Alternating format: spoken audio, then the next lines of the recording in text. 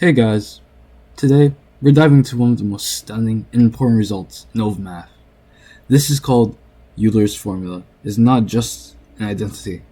It connects exponential growth, trigonometry, and complex numbers all in one line. We're going to figure out what it means to raise e to an imaginary power.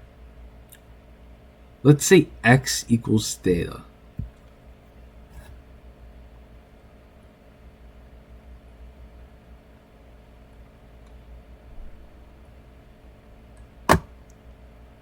Then we're trying to understand what I to the power of theta is, but I'm good too lazy to actually replace all this with x.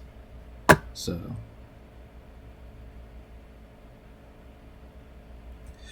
what does this mean? Let's go back to Taylor's series. We know that the Taylor series of E is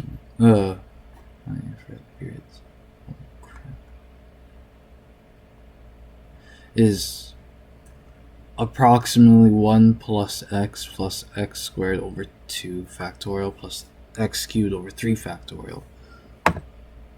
So, and we also know the Taylor series for sine and cosine.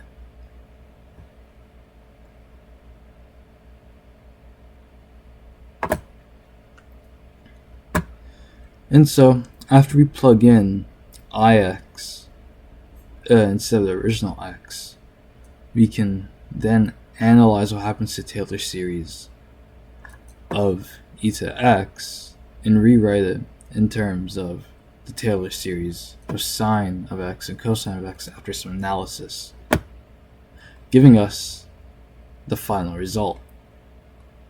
E to ix equals cosine of x plus I sine of x.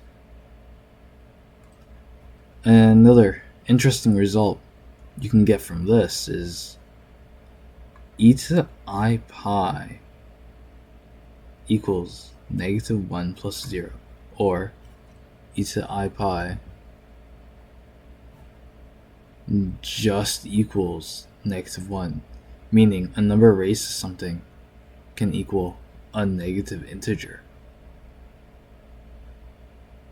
A groundbreaking result. That'd be all for today. Thank you for watching, and see you next time.